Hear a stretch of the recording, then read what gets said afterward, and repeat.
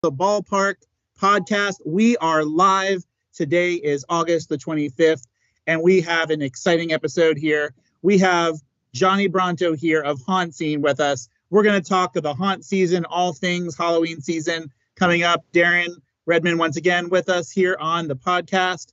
Darren, before we get into the meat and potatoes, can you share a quick word from our sponsor? Attention Palm Bay, you have tax troubles? Nashville Tax Solutions has got you covered. Whether you're behind on returns, you're facing a lien, or just need some expert advice, we're talking all things scary. Is there anything scarier than the old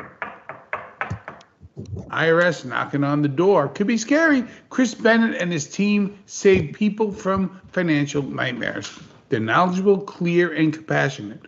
So don't let taxes stress you out. Reach out to Nashville Tax Solutions today. Call 615-502-2250. Visit NashvilleTaxSolutions.com or email info@NashvilleTaxSolutions.com. Nashville Tax Solutions, where tax resolution is achieved. Now listen, it doesn't need to be scary, though we are talking about all things scary today with Johnny Bronto. Mike, take it away. Yes, so just last thing, just once again, as we always do, want to second that shout out again to Chris Bennett and Nashville Tax Solutions. Thank you again, Chris, for being on with us for our very first live episode last week. It was an awesome time, and just thank you for all that you do to support us from day one. And just the growth that we've seen this past week and a half. We've gone up over 400 subscribers. It's awesome. Thank everyone that's either watching this now or will be catching up and watching this later. Thank you all so very much. With that said, the guest of honor, Johnny Bronto, thank you so much, representing Hauntscene, for being on with us today. Super, super excited to have this conversation. If you wouldn't mind just sharing a little bit about yourself and let our listeners know who you are, where you're from, and what you do. All right. Well, my name is Johnny Bronto. I run Hauntscene.com out of Orlando, Florida. This is going to be, we're just about to embark on our 10th haunt season. So we started in 2015, and we are a travel show for haunted attractions and other spooky stuff. So we travel all over the country. My long-term goal is to do one haunt in every state. So far, we've done 22 states and 120-something haunts. And we got another 30 lined up this year. We try to represent everything we can in Florida, but we're also doing a couple trips out of state this year. So thanks for having me on. Awesome. Thanks for sharing. And so I guess a great place to start. So being a sports guy myself, one of the things I love to do, like if there's a new season coming up, or like I'll take this, for example, the Tampa Bay Rays, they have this $10 season or $10 ticket package, right? And so you can pick whichever game you want to go to for $10, and you kind of look at the whole year schedule and you decide, okay, I can go in this month and I can make a whole weekend out of it. So like for me, when I'm kind of planning out my year with certain events and stuff like that, there's like, it's just a fun process trying to see what I can squeeze in to one weekend and make that like 2-3 hour drive worth it, right? If we're going to cross, I'm here in the Palm Bay area, so it's about a 3.5 hour drive to the West Coast. So I wanted to start with this question to you, Johnny. So talk about that, the process of deciding how that year is going to go, like in planning out those events, in terms of where you have yet to be, to go to, the research involved in seeing what they have to offer, how to make that all work, hotels, cars, all that good stuff.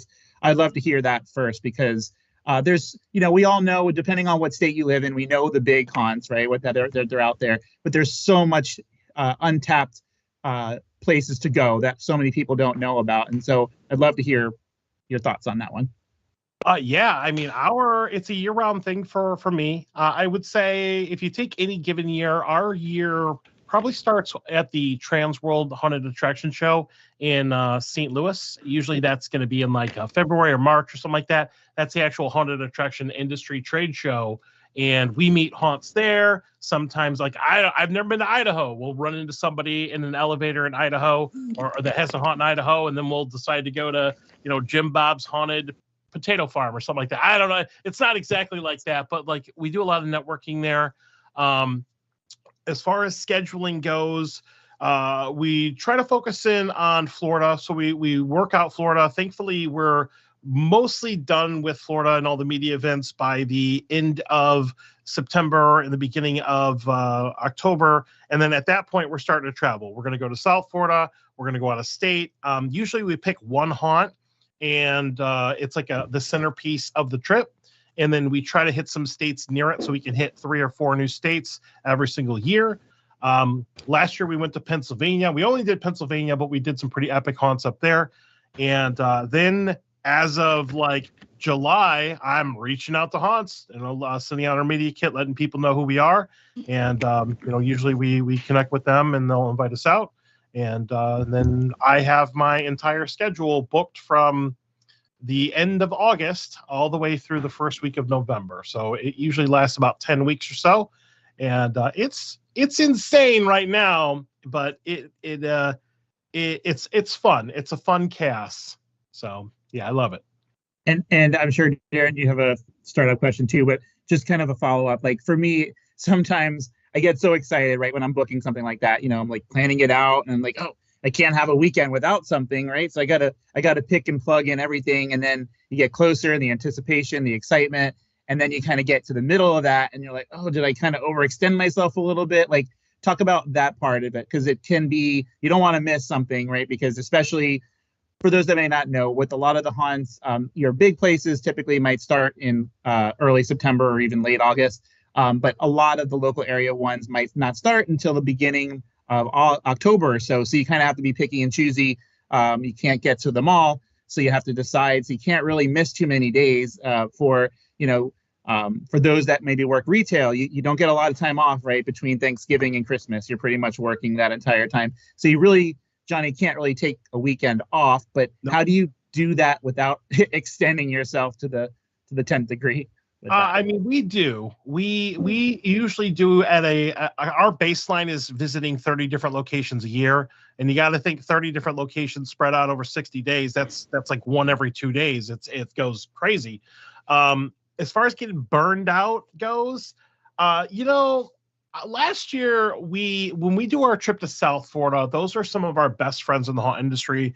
Shout out to Fright Nights at South Florida Fairgrounds. We love them so much. They're like our BFFs. They love us. We love them. And it's such a recharge at like the perfect time. And it reminds me why we do the things we do, and we feel the love, and we have a great weekend down in South Florida. And that usually gets me over the hurdle for the last couple weeks of the season.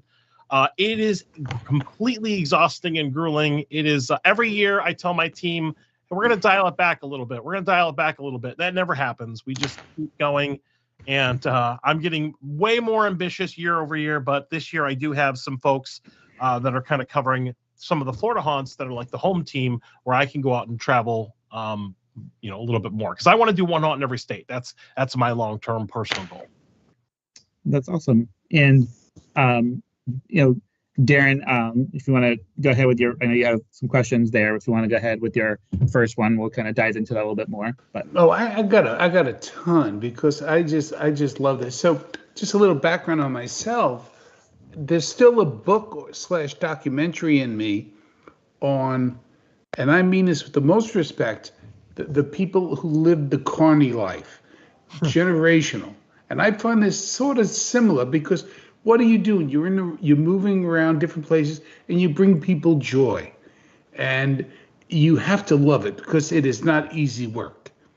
So my one question I have for you, I'll start at the end almost, so we can work our way back, is let's say you grow, you're national, and so you're doing one haunt in each state.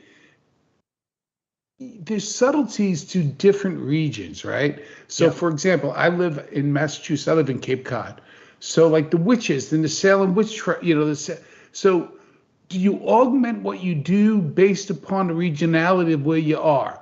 Or there might be the Mothman in Pennsylvania, or this or that. How does all that work? Walk me through that. Well, we look for haunted attractions in all states. Usually if there's something spooky to do, like Salem, like when we were up in Massachusetts a couple of years ago, we had to hit up Salem. There's actually a little haunted house that's like on the strip called Witch's Manor, or Witch Mansion, or something like that, or Witch Manor, on the main strip of Salem. So we did Sleepy Hollow when we were up there in New York. So we do try to find spooky adjacent things to do. We spend a lot of time on the road traveling, so we don't get a lot of daytime stuff to do. But we were able to go up to the Northeast a couple of years ago. We did all the spooky things we get our hands on. So So now, do you do the R&D? Do you have a team that does it? Like, you're going there and you want it to be effective and you want to make that great first impression. I mean, it's a lot of work. People think it just doesn't happen. Mm-hmm. Yeah, I have a whole crew. I have Melissa, who's been my co-host in season 3. She's amazing, and I wouldn't be here today without her. I've got Kira. Kira's like the content manager of the show. She's the one that kind of got us to clean up our feed a little bit and make our stuff more professional. But I also have a couple other, Kristen, Crystal, Nicole. So I've got some folks on the team to kind of back me up. So I am not a one-man show. I mean, I do a lot of the networking and all that stuff, but it takes an army. Oh yeah. So the haunted genre really has exploded. It's become a season, right? It's like, what comes out first? The Halloween coming, or the peppermint frappuccinos or whatever. It's like all of a sudden people want pumpkin spice, and I think it's great. Like, what do you think has caused this? I think it's wonderful that it's become a real season, right? As opposed to just a couple weeks. Yeah, I mean, the moment that a Spirit Halloween opens up, the moment you can find spooky stuff in stores. I mean, Halloween's it's a year-round industry. It's one of the biggest holidays out there. I love this stuff. I mean, I like the pumpkin spice stuff. I like the fall stuff. I just spent a couple $100 on the spooky stuff at Target today, so I'm in the season.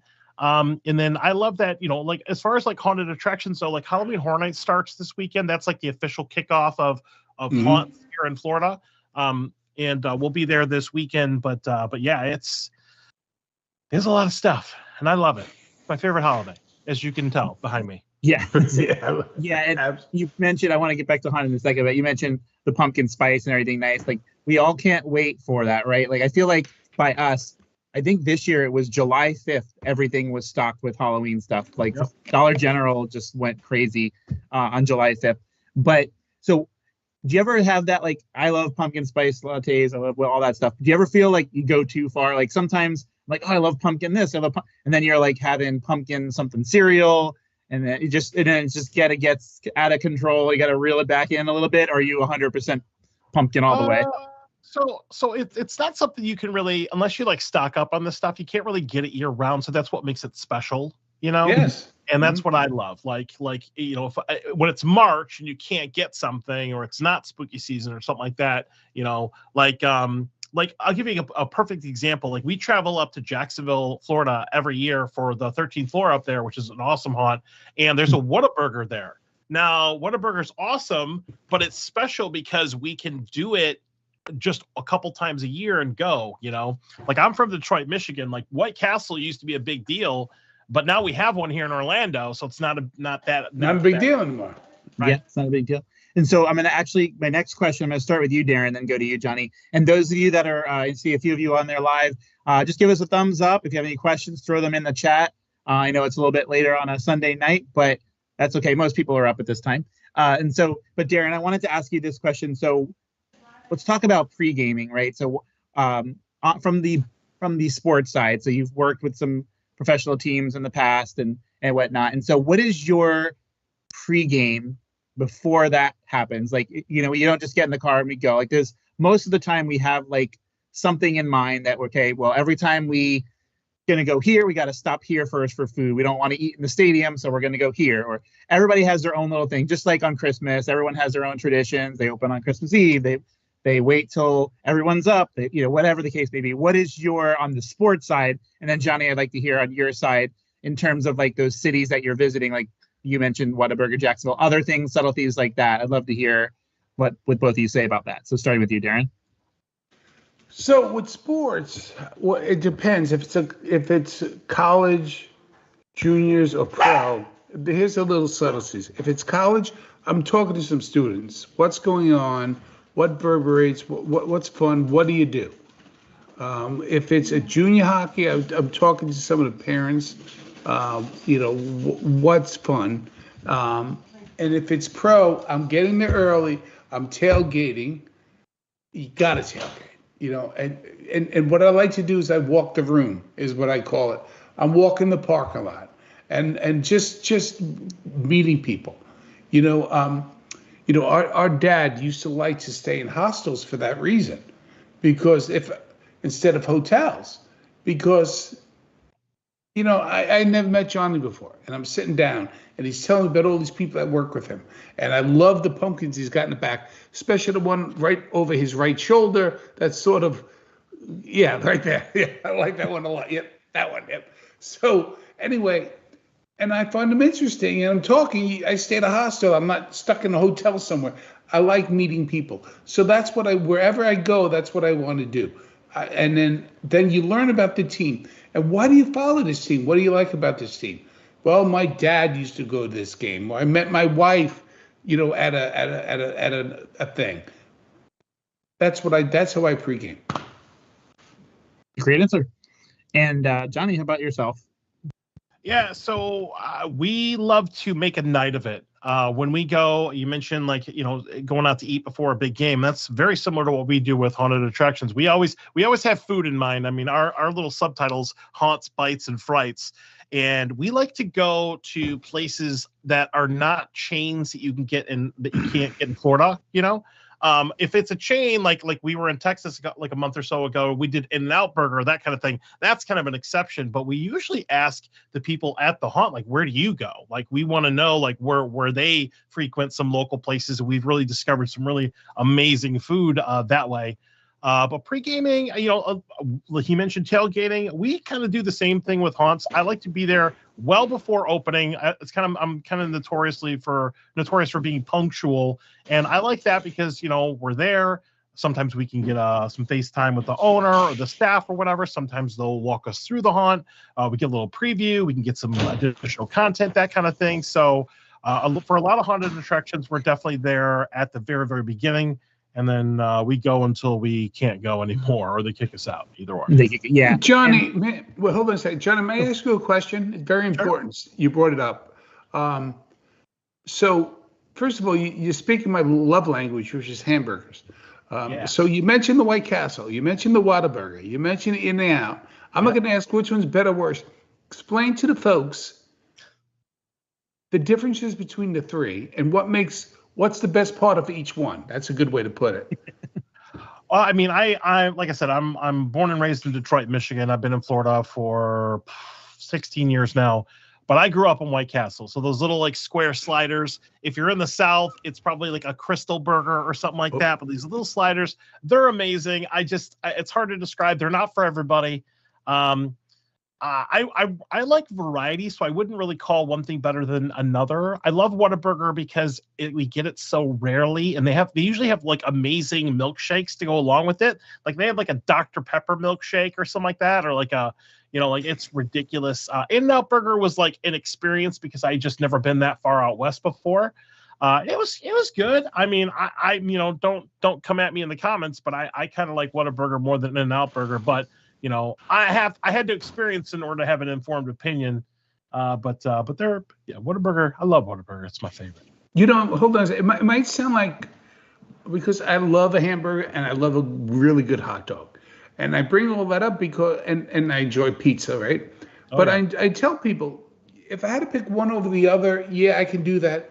But each one is different. The Whataburger is different than an In-N-Out, and it's different than a White Castle. So like for example, I love a Coney Island hot dog. Oh yeah. But I go to Chicago, I love a Chicago dog. Celery salt, it's wonderful. I go to Detroit. Detroit pizza is delicious. It's different. It's just different. You could subtleties. Enjoy the two. It doesn't mean I have to be a hater. My favorite meal is the next one anyway. That's why one day I want to see my feet. Yes.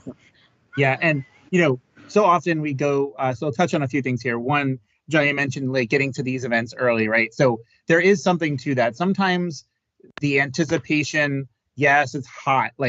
Here we are. Halloween Horror Night's going to open this weekend. Those that get to go, It's probably going to be, in the mid 90s. It's rained for like 16 consecutive opening nights. I don't want to speak that into existence, but so going in, like, that's going to be part of it, but you almost don't care.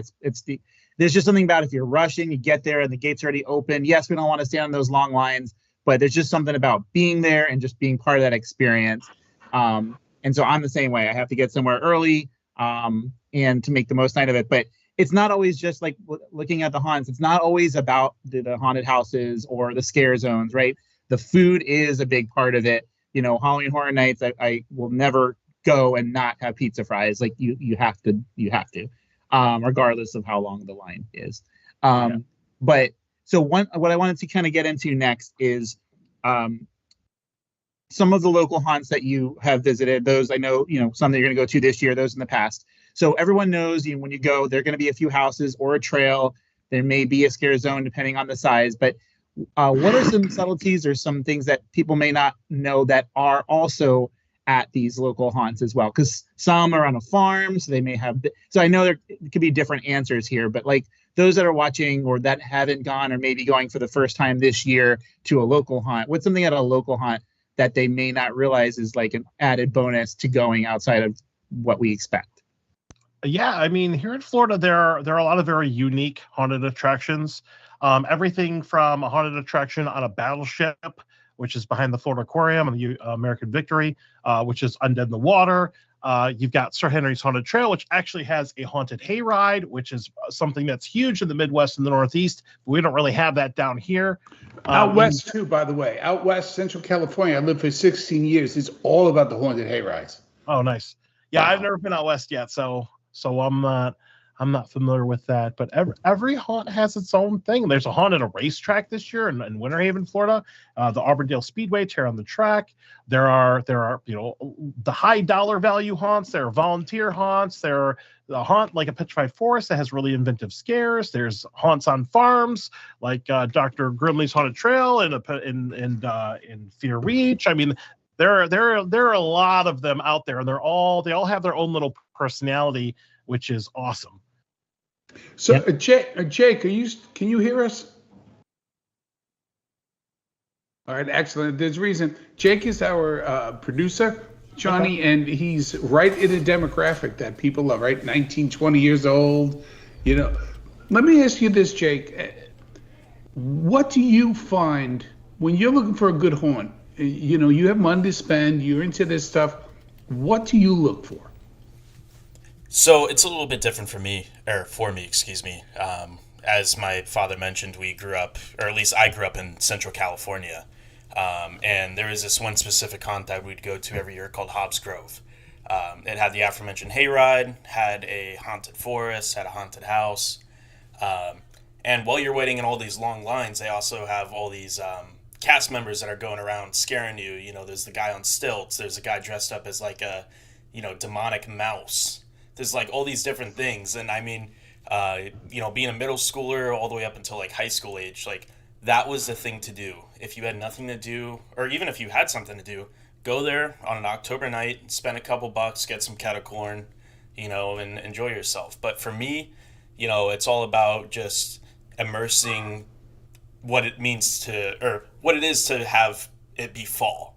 So horror movies, go to the haunts, go trick-or-treating, that was the thing to do as a kid.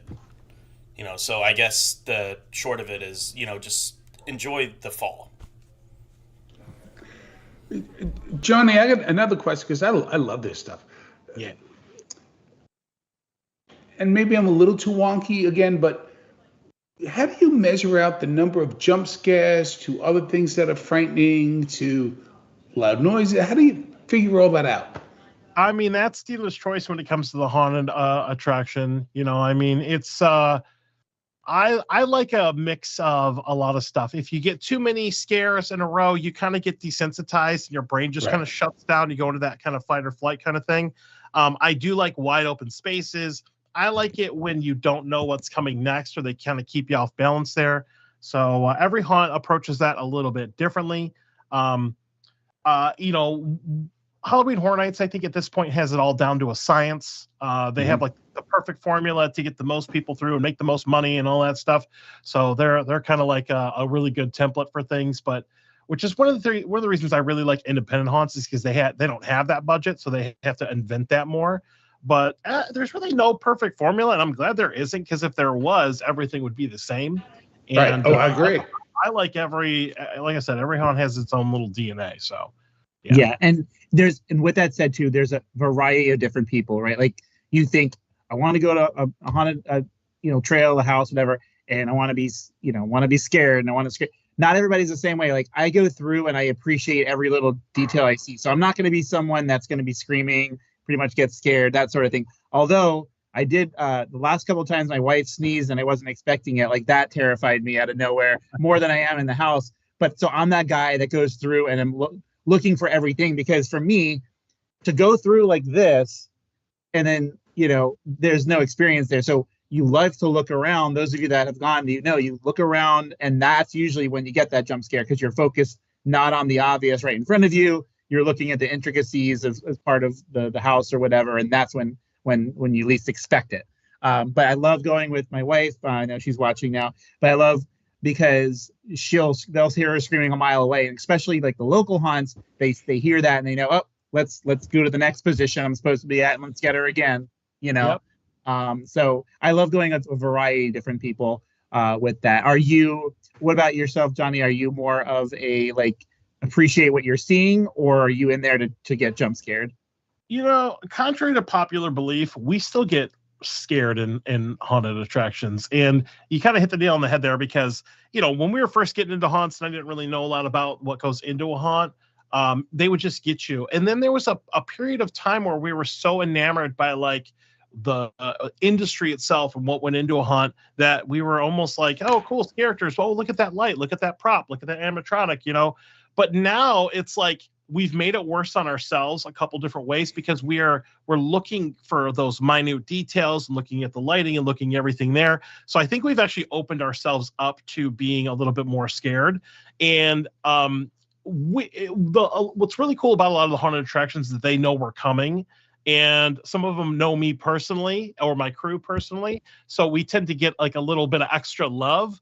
And some, we get some extra stuff from some of the haunts that we're friends with.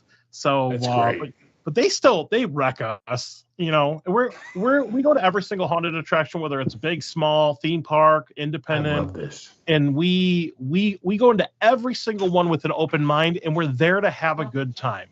And, that's the one thing I think a lot of people, they try to say, oh, well, this isn't like Horror Nights, or this isn't like this other one.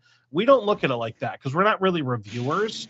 We're there to enjoy ourselves and promote the haunts. We're more of a travel show. We just want to show people what's out there. So every haunt has something to offer. You just got to give them a chance. Yeah. So when did you fall in love with horror? Was there a particular movie, or was there a TV show? Was it a comic? I used to read all the horror, Fangoria and all that other stuff growing up, a long time ago. What was your genesis to loving the genre? Weirdly enough, I grew up right outside Detroit in a little city. I grew up in a little city called River Rouge, Michigan, which is right next to Detroit. And I graduated from the city called Allen Park, Michigan. And there was always a haunt there it's called Erebus. And it was in Pontiac, Michigan. And it was on all the billboards and ads. It was the big one. At some point, it was the Guinness Book of World Records for the longest haunt. And it was always there. And I never did it because I wasn't really into haunts when I lived there. Now I moved to Florida. I got my first job down here, and some of my friends were like, hey, we're going to this thing called Halloween Horror Nights, which was my first year in 2008. It was the Bloody Mary year, and it blew my mind. I mean, it awakened something in me I didn't know I had. And then after doing Horror Nights for a couple of years, a little bit more and more and more, I actually discovered that there were other independent haunts out there that were micro versions of that. One that was called The Shallow Grave in Winter Haven, which was amazing. And then we really got into the independent haunts. That's kind of when we started Hauntscene. And then after a year or so of that, we decided to start branching out from Florida. And it's just, the more haunts I do, the more I fall in love with the industry. The more people I talk to, the more people we become friends with. It just kind of like it reinforces itself. So I love horror movies. I'm a huge movie buff. I love horror movies. And but I wasn't into haunts until I moved to Florida and did Horror Nights. And that's like the gateway drug. Yeah.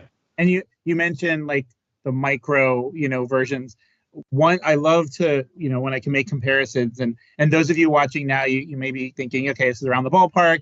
We know you cover a lot of baseball, and you're talking haunt season. What's the kind of comparison there? But the way I look at it is, although we love our big haunts, we love our hollow screams, we love our Halloween Horror Nights. In a way, I'm a big fan, big proponent of minor league baseball. Love the professional leagues, everything like that. With the minor league baseball, it's more intimate. The people that are there, they're just excited to be there. They're doing it for the love of the game. And with the local haunts, I kind of mirror that to minor league baseball in a way, because it's usually, we know about the big ones, but then we love it so much that we want to get our hands on to anything similar to that, even in a smaller capacity. And then we build those relationships with those at those events, and it becomes like a tradition on the calendar, something that you look forward to. Like sometimes, I'm told I have a fear of missing out. I don't want to miss something, right? But there's something to, you're just more generally a happier person if you have a few things on the calendar that you're looking forward to. We don't want to fast forward 3 months of our lives to a certain date, but when you have certain things like that, it really just brings joy to know that those kind of things are coming up. So that's, to me, one reason I was excited to have you on here, is just because there is a tie-in there, in my opinion, with that. Yeah. For sure. We have a listener that Flyers Forever, shout out, thanks for joining us once again. Just mentioned that Fear at the Pier in Panama City is their go-to anytime they're in Florida during the spooky season. Haven't been there, been to Panama City once, but never to that haunt. So good to know. Thank you for sharing that. We appreciate that. For sure. I got a weird question. Why do you think, Johnny? Why do you think, and Mike, you too? Why are people so afraid of clowns?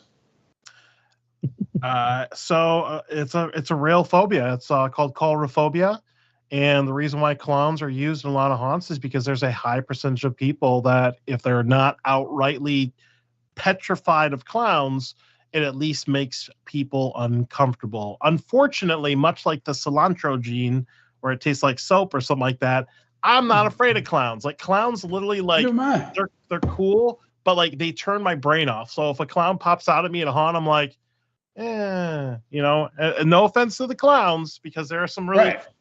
But it's just something, it's a high percentage scare. You're going to get a lot of people, just like when you throw spiders in a haunt or something like that, or snakes in a haunt or something like that. That's the really good haunts know how to mix all that stuff up, so that there's something for everybody. Yeah. And what I wanted to ask, and you kind of went there a little bit, but I'll ask both of you this question. So, because everybody has their own uniqueness, right? Like you mentioned, clowns aren't what scares you, it does to others.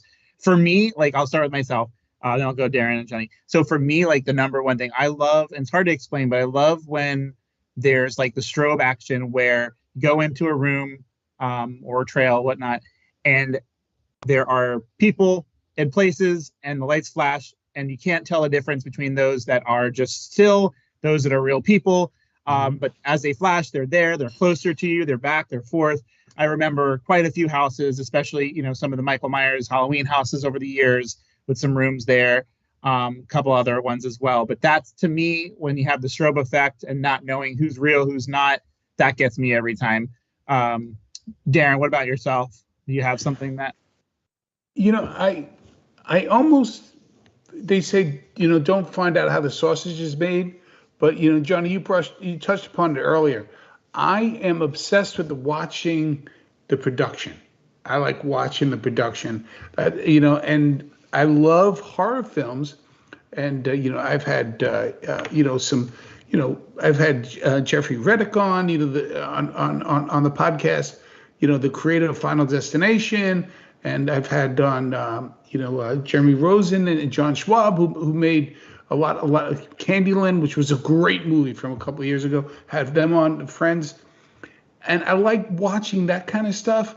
But what gets me is weird. It's not the apocalyptic. I love those as well. Zombie stuff or this or that.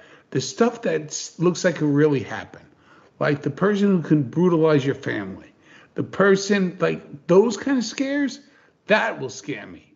More than he got up again, he's wearing the mask. You're like, oh, enough. But when it's just like that person stark raving mad, that kind of stuff, like that scares me. Like, what was the name of that?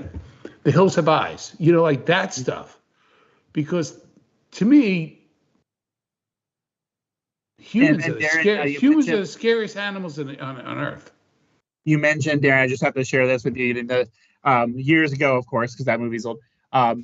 We took Dad to a movie, and we actually went to see that movie. And about 15 minutes in, he's like, "What are we like?" I don't know what he was expecting to see, but you had to know our dad to know how hilarious it was to take him to something like that. It was so much out of his comfort zone. But yeah, so I just wanted to share that. Johnny, what do you think of The Hills Have Eyes? God, I feel like I've seen the original. I know I've seen the remakes. I remember seeing it in theater. Right. That type of horror, like the hyper realistic extension, like things that could happen more than like scary clown or a monster or something like that. I could relate to that a little bit. That stuff kind of, it's like a lot of people are fascinated with serial killers. I'm not really into serial killers the way a lot of people are, because like this is real stuff that happened to real people, and for me it's not really something I'm kind of into now. But I like Silence of the Lambs or Hannibal or something like that. Yeah, right. Like the fiction version of it, Right, that'll get me as well, because to me that can happen. The scary clown that's living in the sewer. Yeah. That's so I'm much. sorry. By the way, did you see Black Phone? Was that the name of it from a couple of years ago? I did see the Black Phone. Yes, I loved it. I thought I liked it better than it. I know I might be in the minority, but I thought that was great. That was a nice combination between realism and, boy, when that kid comes up and that guy's waiting for him in the kitchen. Wow. Yeah. And one of the things too, those that are fans of horror, like there's something too about some of the older, like I'll pick two. You look at Halloween original, and you look at Paranormal Activity. Couldn't have had a lesser budget for both those movies, and what they made in return for just that, especially Paranormal with no name actors. Basically the whole movie almost shot in the bedroom. But so it's just those that are fan, this is the time of year they love so much, and I think so many people will start watching the scary movies now just to get ready for September and October, and those that watch AMC, I think they have a different movie each day that they do, so it's an exciting time. So as we only have just a couple minutes left, so my last questions here for you, Johnny, is so Halloween itself, do you typically, because that's changed over the years. Now my kids are too old to want to go trick-or-treating, so that used to be the go-to, and not so much. And I laugh because you mentioned from Michigan. Remember the first time we did trick-or-treating here locally, and I thought, I saw other people doing it. Let's leave a bowl of candy on a tray outside the front door. Nothing can go wrong. Let's just give that a shot. And I'll never forget, this is just my small little neighborhood. I'm about 3 houses in, doing my thing with the kids, and I see all of a sudden this family running down the street, not just with our entire bowl of candy, but with our tray table, just sprinting down our side road. I was like, well, maybe this is not, to go, and then the way to go. And then I remember that same year going up to this corner house. They had a little bit of light on, and the family were like, oh, maybe we shouldn't do that one. I was like, no, let's go ahead and try it. And we knock on the door and nobody, we think. So we start leaving. All of a sudden the garage door starts coming up slowly. And this guy comes out and he's like, what are you doing? And my son was Darth Vader with the lightsaber. And he's like, what are you doing here? What's going on? He had just moved to the United States, had no idea trick-or-treating, what in the world was happening. So in his mind, he just opened his garage door and there's a child with a light up sword just waving it around for no particular reason. But so I say all that to say, so now I'm kind of like, all right, what do I do now on Halloween? Like, do you also do a haunt yourself on Halloween night, or do you have something special that you typically do? Usually when it gets to that point, we're at the very, very end of October. I will be honest with you. I have not done anything at home for Halloween. If I am at home, I'm usually in recovery mode at that point. Lights are off. I pull my little jack-o'-lantern from my porch in the house, completely dark. If I'm not at home, because I've been doing Halloween for 2 months at that point, I am usually doing maybe something I missed, like you mentioned way back in the beginning. We are kind of affected by the weather here. Sometimes things get rained out or rescheduled or whatever. Or if there's just something I want to do and it's been on my list and I haven't done it yet, I'll probably head out. Like I think I went to the Casadega haunt at one point. That was kind of cool on Halloween. But yeah, I just usually Halloween we're kind of like we're starting to wrap up at that point. Okay. And Darren, how about yourself? Like, because my neighborhood is completely like, there's no knocking on the door anymore. You almost have to, by us at least, you have to go to like a rich neighborhood to find. And then if you do, then you get a ton of candy with the kids and stuff. But what do you do on Halloween? Are you just passing out candy at this point, or? I like to people watch. I mean, my kids are all past the trick-or-treating age, but we like to hand out candy. My wife, Jackie, does a wonderful job putting up scary music. And we have holatinis. People stop at people's houses, maybe, something to drink, some cocktail. We talk, lawn chairs out at night, and just watch the kids. And it's a lot of fun. It's actually very communal. We love it. We look forward to it. Where we lived in Central California, Halloween was a big deal, and you just see it was wonderful. It's like a block party. So the very last thing that I would like to do here is just want to give you opportunity, Johnny. You mentioned Melissa earlier, a good friend of mine for over 15 years now. Just great energy, just one of the nicest people you'll ever get to meet. And she's one of the kind of people that those of you that go to Halloween Horror Nights that from 6:30 p.m. till 2 a.m., you need someone like her around that's going to keep the energy up because, especially now I'm in my 40s, you get to like 11:15, 11:30, the body doesn't cooperate like it did years ago. But I wanted to just give you that last opportunity where people can find you and, just kind of wrap up again what you do, or not what you do, but where they can find you and just so they can follow what you do this haunt season. Yeah, it's really easy. It's just Hauntscene on everything. Haunts and Scene all together. We are literally the same thing on every platform. Our main platforms these days are going to be Instagram and YouTube. We do have a pretty big Facebook presence. We're on Twitter. We're on a couple other platforms, but mainly Instagram and YouTube. And we'll be out doing all the things. So what we do is we go out and we let's say we're going to Halloween Horror Nights this weekend. Well, we will be talking about that on the following Tuesday when we do our live show on Facebook Live at 8 p.m. Eastern Standard Time, facebook.com/Hauntscene. And we will react to it. We're not really reviewers, so we don't put one haunt over another, but we'll say, here was the really cool stuff. Here's what we enjoyed. Here's what we went to eat and that kind of stuff.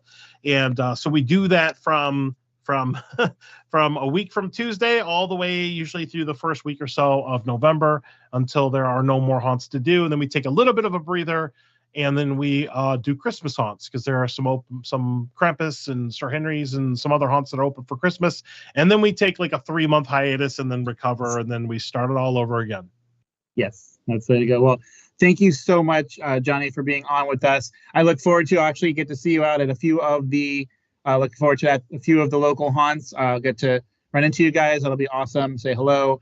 But just thank you for your time. I continue to, those of you that aren't following at Hauntscene, go ahead and please do so. Awesome stuff. And just all the guests that come on, they've got a lot of cool stories to share. Not just because a lot of times it's cool to go to the haunts, right, and experience it. But to me, I've watched Hauntscene for years now. I love the number one reason what got me to that was just to hear the stories about how for example, with the farm, how that came about to just go from a farm with all this land to an actual year-round haunt. And it's intriguing. So I just really want to encourage you guys, check them out because there's some awesome stories that you'll hear on their show. So again, thank you, Darren. Thank you, Jake, for helping us out as always. And then once again, thank you, Chris Bennett and National Tax Solutions for supporting us from day one. Thank you to the 6 new subscribers that subscribed since the start of this live. Thank you so much. And until next time, everybody, we'll see you around the ballpark.